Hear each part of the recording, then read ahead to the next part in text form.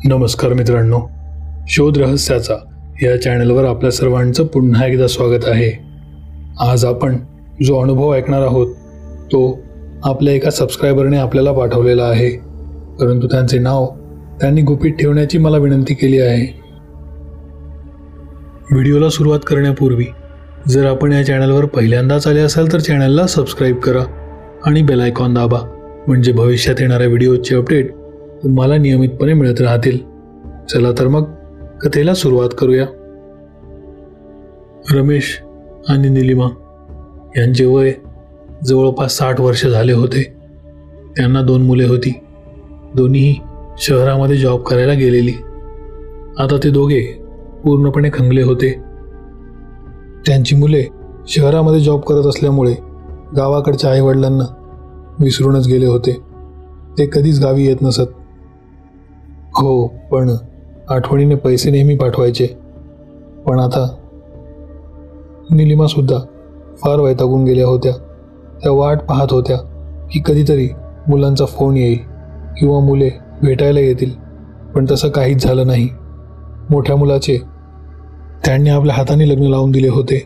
त्यानंतर तो शहरात गेला. लहाना मुलगा शहरात शिकण्यासाठी गेला. नंतर तिथेच नोकरीला लागला.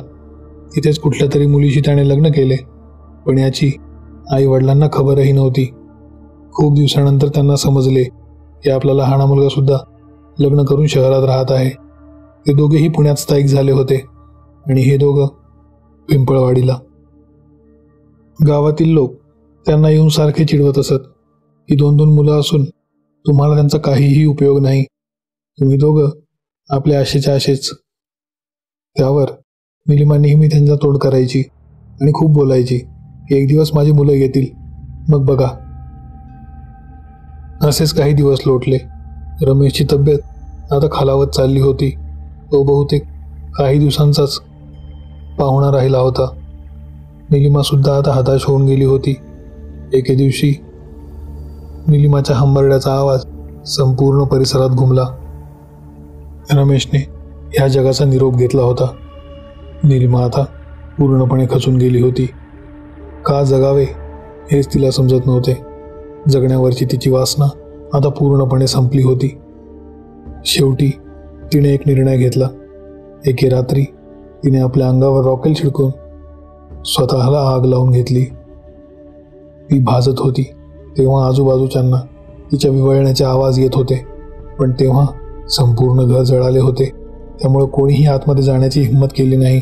बाहेरून बऱ्याच जणांनी पाणी टाकून आग विझवण्याचा प्रयत्न केला, पण त्याचा काहीच उपयोग झाला नाही. निलिमा तशीच जळत्या अंगाने संपूर्ण घरभर फिरत होती.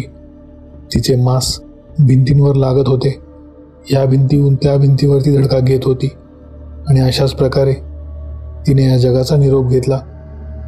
आई आणि वडिलांच्या अशा अकस्मात मृत्यूनंतर सुद्धा मुलांनी त्यांच्याकडे ढुंकूनही पाहिले नाही. त्यांच्या जगण्या मरण्याने त्यांच्या मुलांना काहीच फरक पडत नव्हता. असा दुर्दैवी मृत्यू आल्यानंतरही त्यांना पाहायला ते दोघे आले नव्हते. शेवटी गावच्या लोकांनीच त्यांचा अंत्यविधी वगैरे पार पाडला.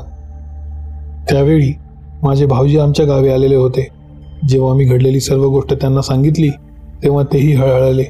त्यांना खूप वाईट वाटले. ते म्हणाले, असं कर, मीही येतो अंत्यविधीला. तसे ते आमच्यासोबत अंत्यविधीला आले. ते नेहमी म्हणायचे, कोणाच्या वाईट कार्यात नेहमी जायला हवे. तसे आम्ही सर्व त्या ठिकाणी गेलो. अंत्यविधी वगैरे पार पडले. तिथे भाऊजींना आमच्याच गावातला एक व्यक्ती भेटला. त्याच्याशी त्यांची चांगली मैत्री झाली होती. ते दोघे गप्पा मारू लागले.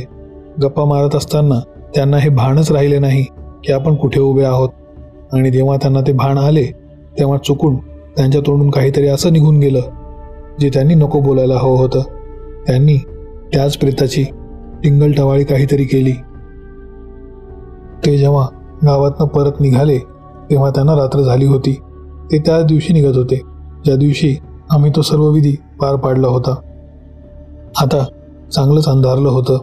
वाटेत जात असताना त्यांना अनेक चित्रविचित्र श्वापदांचे आवाज येत होते.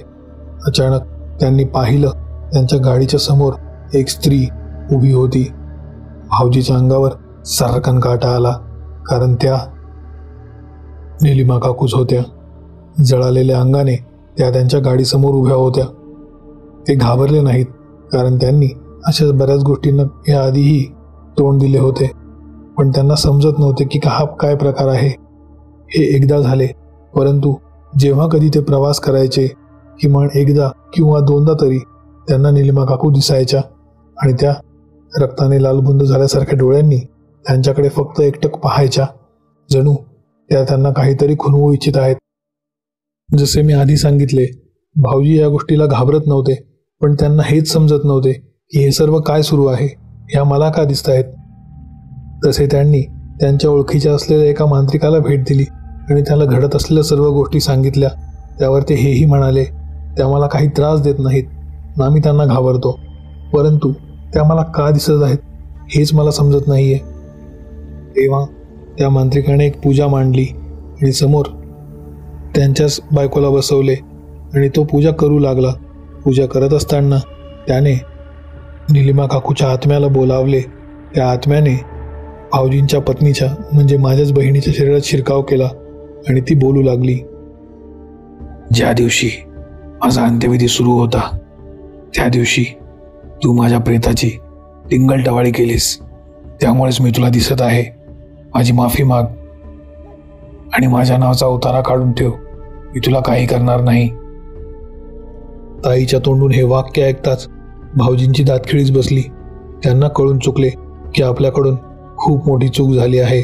तसे त्यांनी त्वरित निलिमा काकूंची माफी मागितली आणि ते हेही म्हणाले, इथून पुढच्या 5 अमावास्येला मी तुमच्यासाठी उतारा काढून ठेवेल. त्यांनी हे बोलता क्षणी ताई बेशुद्ध झाली आणि तिच्या आतमध्ये असलेला निलिमा काकूंचा आत्मा निघून गेला. भाऊजींनी सांगितल्याप्रमाणे सर्व गोष्टी केल्या आणि त्यांना निलिमा काकू दिसणे बंद झाले. त्यामुळे असे म्हणतात, स्मशानभूमीमध्ये कोणत्याही व्यक्तीचा अंत्यविधी सुरू असताना त्या व्यक्तीबद्दल कधीही वाईट बोलू नये. नेहमी त्या व्यक्तीची स्तुतीच करावी. तुम्हाला जर हा अनुभव आवडला असेल तर व्हिडिओला लाईक करा. व्हिडिओ कसा वाटला हे मला कमेंटमध्ये आवर्जून सांगा. आपण जर या चॅनलवर पहिल्यांदाच आले असाल तर चॅनलला सबस्क्राईब नक्की करा. सोबत बेल आयकॉनही दाबा, म्हणजे भविष्यात येणाऱ्या व्हिडिओचे अपडेट तुम्हाला नियमितपणे मिळत राहतील. तुमच्याकडेही अशा काही कथा किंवा अनुभव असतील तर आम्हाला आमच्या ईमेल आयडीवर नक्की पाठवा. त्याची लिंक मी डिस्क्रिप्शनमध्ये दिली आहे. त्याचबरोबर आमच्या फेसबुक पेजलाही लाईक नक्की करा. धन्यवाद.